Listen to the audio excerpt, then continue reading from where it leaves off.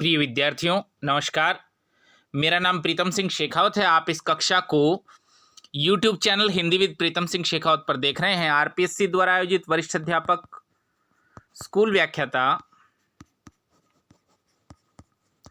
रीट की पात्रता परीक्षा और आगामी परीक्षा जो चयन का आधार होने वाली है, उनके पाठ्यक्रम को हम पूर्ण कर रहे हैं हिंदी विषय से, और हिंदी व्याकरण को इन दिनों हम पढ़ रहे हैं। तो देखना शुरू करिए। आज जो हम बिंदु पढ़ रहे हैं, कक्षा 9, 10, 11, 12 की जो पाठ्य पुस्तक है, मैंने आपको बताया ही प्राथमिक और बुनियादी पुस्तक है। आप जो भी पढ़ें, पर इस पुस्तक को छोड़िए मत। कक्षा 9, 10, 11, 12 के लिए हिंदी व्याकरण और रचना जो पुस्तक है, उसका अध्याय संख्या 7 हम पढ़ रहे हैं, शब्द रूपांतरण। खास तौर पर ये रीट के विद्यार्थी तो देखें, क्योंकि आप पाठ्यक्रम उठाएंगे हिंदी भाषा का लेवल 2 में।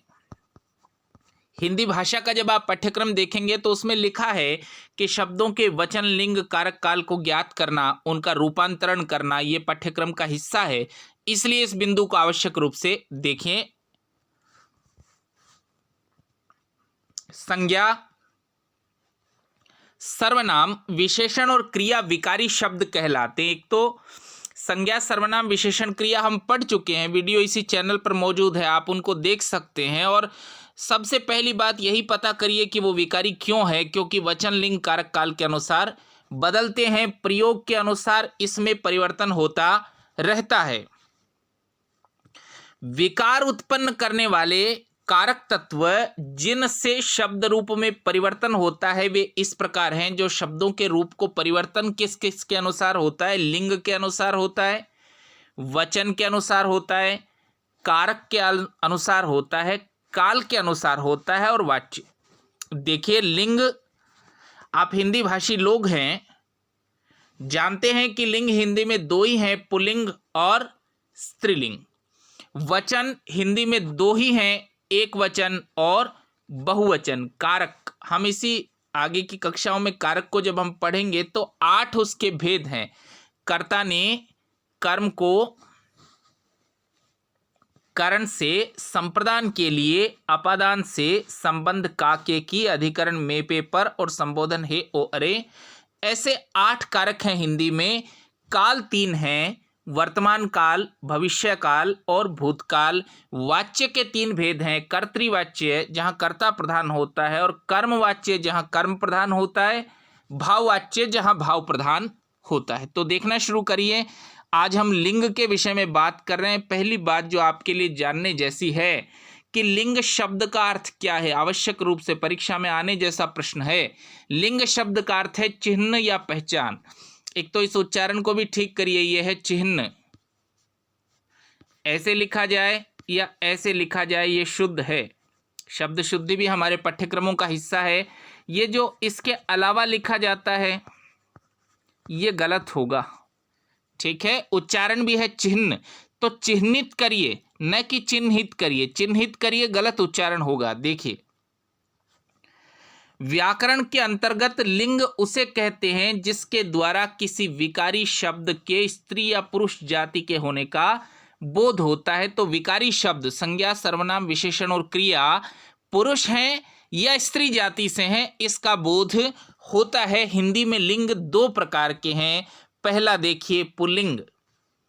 हिंदी भाषी लोग हैं, बहुत आराम से आप इसको समझ सकते हैं। जिससे विकारी शब्द की पुरुष जाति का बोध होता है, उसे पुल्लिंग कहते हैं। जैसे मेरा, काला, जाता, भाई, रमेश, अध्यापक आदि।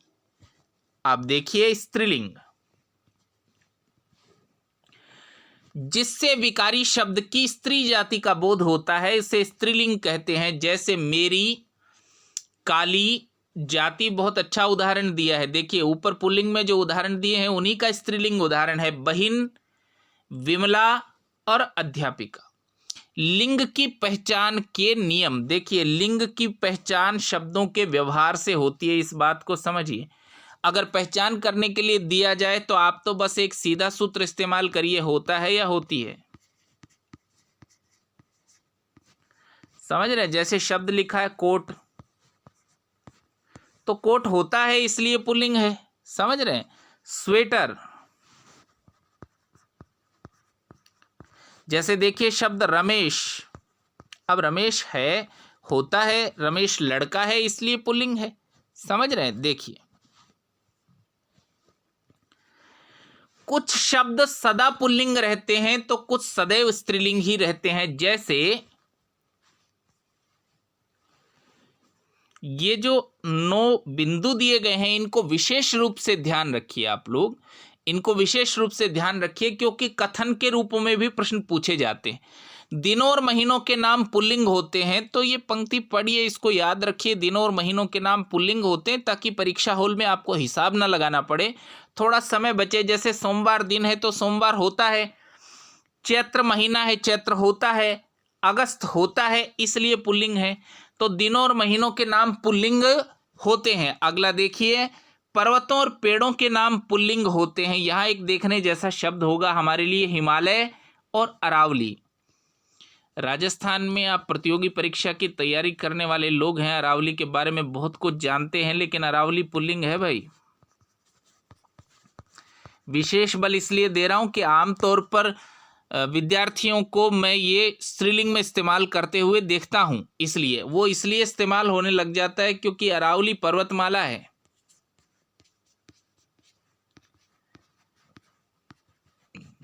तो अरावली पर्वतमाला लिखा हो तो लिंग पर्वतमाला के हिसाब से होता है भाई। अरावली पर्वतमाला होती है, ठीक होगा, लेकिन अरावली पुल्लिंग है, अरावली होता है। देखिए, बबूल, नीम, आम पेड़ों के नाम है, पुल्लिंग है। अनाजों और कुछ द्रव्य पदार्थों के नाम पुल्लिंग होते हैं, जैसे चावल होता है, गेहूं होता है, तेल होता है, घी होता है, दूध होता है। ग्रहों और रत्नों के नाम भी पुल्लिंग होते हैं, जैसे सूर्य होता है, चंद्र, पन्ना होता है, हीरा, मोती होते हैं। मैं इस बात पर बल दे रहा हूं, इसी शब्द को बार बार इस्तेमाल कर रहा हूं। होता है तो पुल्लिंग है, होती है तो स्त्रीलिंग है। इस स्वाभाविक नियम को इस्तेमाल करिएगा परीक्षा में। देखिए, अंगों के नाम और देवताओं के नाम पुल्लिंग होते हैं, जैसे कान होता है, हाथ होता है, सिर होता है, इंद्र होता है, वरुण, पैर होता है। कुछ धातुओं व समय सूचक नाम पुल्लिंग होते, कुछ सोना होता है, लोहा होता है। अब देखिए, इस टाइप का कोई नियम नहीं, इसको ध्यान से पढ़िए। ऐसा नहीं लिखा है सभी धातुओं के, अगर लिखा होगा चांदी तो स्त्रीलिंग है। चांदी होती है, चांदी होता नहीं है, सोना होता है। समझ रहे? तो इस तरह अपनी स्वाभाविक बुद्धि को इस्तेमाल करिएगा इस मामले में। जैसे तांबा, क्षण, घंटा आदि पुल्लिंग है। भाषाओं और लिपियों के नाम स्त्रीलिंग होते हैं, स्त्रीलिंग होते हैं। जैसे हिंदी होती है, उर्दू होती है, जापानी होती है, देवनागरी जो लिपि है वो भी स्त्रीलिंग है, अरबी होती है, गुरुमुखी होती है, पंजाबी होती है। समझ रहे? नदियों और तिथियों के नाम स्त्रीलिंग होते हैं, जैसे गंगा, यमुना, प्रथमा और पंचमी, ये तिथियों के नाम है। लताओं के नाम स्त्रीलिंग होते हैं। देखिए, वृक्षों के नाम पुल्लिंग है, लताओं के नाम स्त्रीलिंग हैं, जैसे मालती और अमरबेल आदि। तो मेरा आप लोगों को कहना यह है कि एक तो इस तरीके को इस्तेमाल करिए, होता या होती आपको पता चलेगा स्त्रीलिंग है या पुल्लिंग।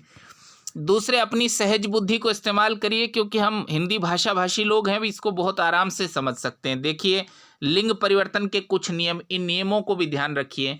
शब्दांत में ए को आ में बदल दें तो स्त्रीलिंग होता है। आकारांत यहाँ स्त्रीलिंग होते हैं, सभी आकारांत नहीं, आमतौर पर आकारांत स्त्रीलिंग होते हैं। जैसे देखिए, छात्रा स्त्रीलिंग है, वृद्धा स्त्रीलिंग है, पूज्या स्त्रीलिंग है, भौदिया स्त्रीलिंग है, सुता स्त्रीलिंग है और अनुजा स्त्रीलिंग है। क्या कॉमन है उनमें? अंत में आ है। शब्दांत के ए को ई में भी बदला जाता है, जैसे देवी स्त्रीलिंग है, ब्राह्मणी स्त्रीलिंग है, पुत्री स्त्रीलिंग है, मेंढकी स्त्रीलिंग है, गोपी स्त्रीलिंग है और दासी स्त्रीलिंग है। तो दासी होती है तो स्त्रीलिंग है भैया, दास होता है, दास पुल्लिंग है। समझ रहे? इसको इस्तेमाल करिएगा। देखिए, शब्दांत में आ को ई में बदलकर, शब्दांत के आ को ई में, जैसे नानी, नाना से हमने बनाया है नानी, लड़की, घोड़ी, चाची, रस्सी, बेटी, सब स्त्रीलिंग है। आ को इया में भी बदला जाता है स्त्रीलिंग के लिए, जैसे बुढ़िया, डिबिया, चूहिया, अब देखिए ये शब्द शुद्धि के लिए भी ये देखिए चूहा, तो हम जब बलाघात देते हैं तो ऊ बड़ा आता है, जब बल नहीं दिया चूहिया तो छोटा हो जाता है ऊ। समझ रहे? अब देखिए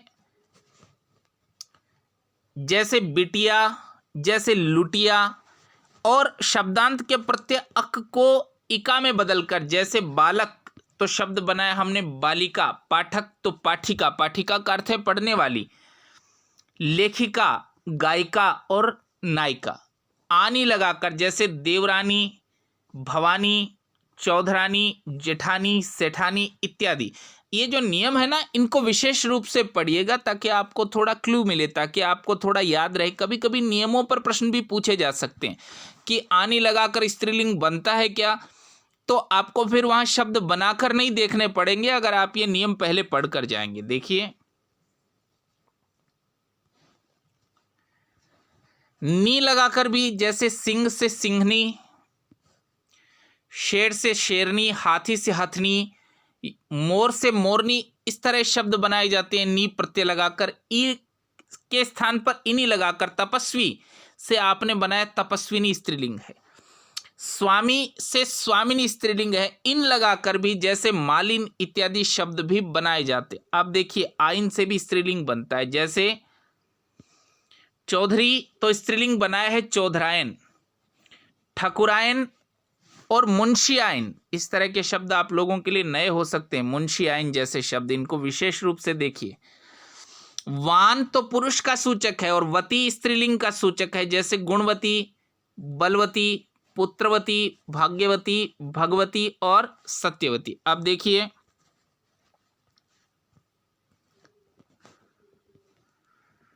श्रीमान से शब्द बनता है श्रीमती, और ये श्रीमती तो विशेष रूप से ही ध्यान रखिएगा भाई, शब्द शुद्धि के लिए भी पूछा जाने वाला सवाल है। श्रीमती में ई का स्वर बड़ा होता है, अंत में श्रीमती ई का स्वर बड़ा होता है। ठीक है, मैं पढ़े लिखे लोगों को ये भूले करते हुए देखा हूं, इसलिए आपको बता रहा हूं। तो पत्नी तो ई बड़ा होता है। देखिए जैसे बुद्धिमान से बुद्धिमती, आयुष्मान से आयुष्मती, और ता के स्थान पर त्रि लगाकर, ये भी बहुत दिलचस्प नियम है, बहुत मिसअंडरस्टूड नियम है, इसलिए बात कर रहा हूं। कर्ता से कर्त्री ठीक है, नेता से नेत्री ठीक है, और दाता से दात्री ठीक है, लेकिन पद नाम जो होते हैं, जो किसी पद का नाम है, अंग्रेजी में आप उसे कहते हैं डेजिग्नेशन, पद नाम जो है उनका कोई लिंग नहीं होता। जैसे शब्द है व्याख्याता, तो वो पुरुष है स्त्री है ऐसा कुछ नहीं है, व्याख्याता तो व्याख्याता है। अब कुछ लोग इसी नियम को थोड़ा खींच के जो शब्द बनाते, व्याख्यात्री गड़बड़ शब्द है, इस तरह का कोई शब्द होता ही नहीं असल में। समझ रहे हैं, शब्दों के लिंग बदले जाते हैं लेकिन पदनाम का लिंग नहीं बदला जाता। आमतौर पर आप लोग भी जब प्रार्थना पत्र लिखते हैं तो प्रधानाचार्य लिखने की जरूरत नहीं है, प्रधानाचार्य।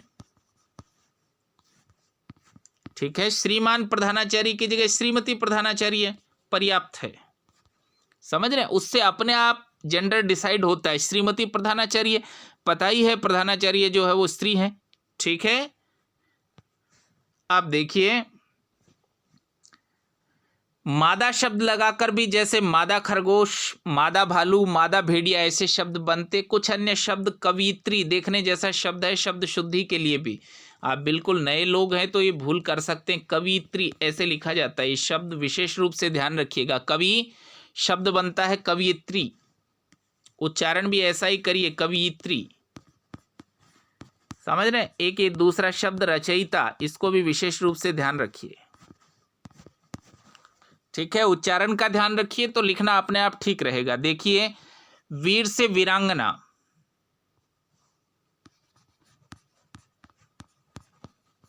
वीर से शब्द बनता है वीरांगना। और प्रसंगवश पूछ रहा हूं क्योंकि रीट में तो सिलेबस में लिखा है कि रेखांकित शब्दों के अर्थ स्पष्ट करने हैं। प्रसंगवश पूछ रहा हूं, कमेंट बॉक्स में मुझे बताइएगा अंगना इसका क्या मतलब होता है। वीरांगना में अंगना का अर्थ क्या है। देखिए दूल्हा तो दुल्हन, राजा रानी, बादशाह बेगम, वर वधु, मर्द औरत, नर नारी, पुरुष स्त्री, युवक युवती। विद्वान से शब्द बनता है विदुषी। ये देखने जैसा शब्द है भाई, बहुत पूछा गया शब्द है। शब्द शुद्धि के लिए भी पूछा जाता है, किसी स्त्री के नाम के आगे लगाकर तो आप विदुषी लिखिए, विद्वान नहीं। अगर शब्द शुद्धि के लिए कथन पूछा गया कि महादेवी वर्मा प्रसिद्ध विद्वान थी तो गलत होगा, प्रसिद्ध विद्वान तो गलत होगा, विदुषी ठीक होगा।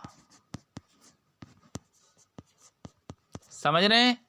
अगला साधु शब्द बनता है साध्वी।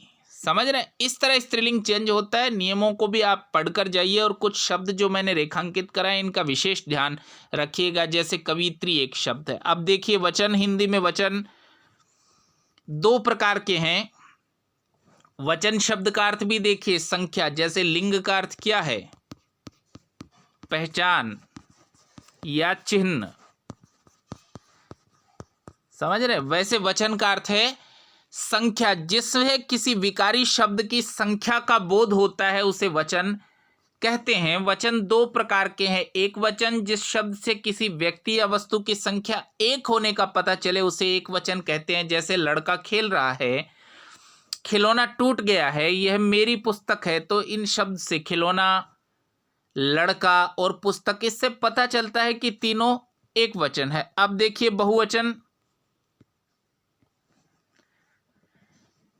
जिस शब्द से किसी व्यक्ति या वस्तु की संख्या एक से अधिक होने का पता चले उसे बहुवचन कहते हैं। जैसे लड़के खेल रहे हैं तो आपको पता चलेगा लड़के बहुवचन है। खिलौने टूट गए, पुस्तकें मेरी है। हिंदी में द्विवचन नहीं होता, यहां या तो एक वचन है या तो बहुवचन है। समझ रहे? द्विवचन की यहां कोई व्यवस्था नहीं है। देखिए बहुवचन बनाने के कुछ नियम देखिए और कुछ अच्छे शब्द भी उसमें दिए हैं। जैसे शब्दांत में जो आ है उसको ए में बदलने से बहुवचन बनता है। जैसे कमरा से कमरे, बेटा से बेटे, लड़का से लड़के, पपीता से पपीते, बस्ता से बस्ते और रसगुल्ला से रसगुल्ले।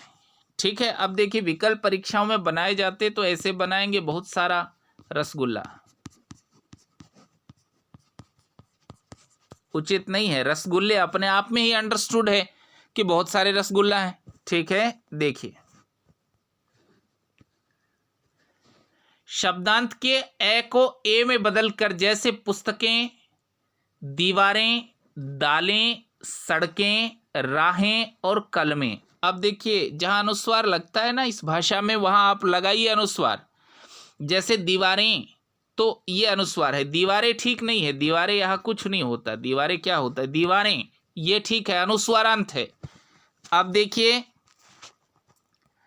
शब्दांत में जो आ है उसको ए में बदलकर भी, जैसे बाला से बालाएं और कविताएं और कथाएं। अब देखिए परीक्षा में जब प्रश्न बनाए जाते हैं ना तो कथाएं, ये ऐसे नहीं लिखकर वो ऐसे लिख देते कथाएं, तो ये तो कथाएं तो कुछ होता नहीं, कथाएं। समझ रहे बहुवचन कैसे बनता है? ई है, वैसे तो ई से स्त्रीलिंग बनता है, पर ई है तो आप बहुवचन इयां लगाकर बनाते। देवी से देवियों, देवियां, नदियां, लड़कियां, खिड़कियां, साड़ियां और स्त्रियां। अब ये देखिए दिलचस्प बहुवचन है स्त्री, ऐसे लिखना है। स्त्रियां, जब आपने बहुवचन बनाया था तो बलाघात कम हो गया था, इसलिए शुद्ध रूप से स्त्रियां ऐसे लिखिए। समझ रहे हैं ना? ये जो लिखा मिलता है आपको ये बिल्कुल अशुद्ध है, इसके साथ कभी मत जाइए। स्त्रियां, बलाघात कम होता है इस भाषा में। बलाघात कम या ज्यादा होने पर निर्भर करता है, कितना दबाव से बोला जाता है इस पर निर्भर करता है कि लिखना क्या है। देखिए ये शब्द बहुत महत्वपूर्ण है भाई, एक से अधिक परीक्षाओं में मैं ये शब्द देखा हूं। चिड़िया तो बहुवचन होता है, चिड़िया, चिड़िया का बहुवचन है चिड़िया, विशेष रूप से याद रखिएगा, विशेष रूप से याद रखिएगा। डिबिया तो डिबिया और गुड़िया तो गुड़िया, ये तीनों बहुवचन याद रखिए, परीक्षा में आने जैसे बहुवचन है। अब देखिए वधु, देखिए वो बड़ा लिखा है ना वधु, बहुवचन आपने बनाए तो वधुएं, बलाघात पर निर्भर करता है, वो भी छोटा हो गया बहुवचन के साथ। वस्तुएं और बहुएं। ई या ई स्वरांत वाले शब्दों के साथ यों लगाकर तथा ई मात्रा को ई में बदलकर भी बहुवचन बनाए जाते हैं, जैसे जाति। उच्चारण ठीक करिएगा, जाति, जातियों। ठीक है। लाठी से लाठियों, देखिए ई छोटा हो रहा है। रोटियों, नदियों, अधिकारियों, गाड़ियों, ये बलाघात का नियम है, बलाघात पर निर्भर करता है। समझ रहे हैं? देखिए, एक वचन शब्द के साथ जन, गण, वर्ग, वृंद, मंडल, परिषद आदि लगाकर भी बहुवचन बनाए जाते हैं। देखिए, जैसे गुरु से गुरुजन, गुरुजन अपने आप में बहुवचन है। ठीक है। और ये शब्द देखिए, शब्द शुद्धि के लिए भी ये शब्द मुझे बहुत पसंद है। खेती, खेती करने वालों को कहते हैं खेतीहर, तो ई को ह्रस्व रखिए, खेतीहर, ये शुद्ध होगा। परीक्षा में जो दूसरा विकल्प दिया जाता है खेतीहर, तो वो इसीलिए दिया जाता है कि आपके ध्यान में खेती रह जाए, गलत होगा, खेतीहर ठीक होगा। देखिए, युवा तो युवा वर्ग, मंत्री तो मंत्रिमंडल, तो मंडल अपने आप में बहुवचन है। भक्त से भक्तजन, देखिए गुरुजन की तरह स्त्रीलिंग है। और मंत्री परिषद, परिषद एक व्यक्ति की नहीं होती भाई, अधिक लोगों की होती है परिषद, इसलिए मंत्री परिषद अपने आप में बहुवचन है। मंत्री का बहुवचन है मंत्री परिषद, जहां बहुत सारे मंत्री बैठे हों, कार्य कर रहे हों। तो ये लिंग और वचन की हमने बात की है, आज इतनी ही बात करेंगे, कल कारक, काल और वाच्य की बात करेंगे। आप लोगों को बहुत धन्यवाद।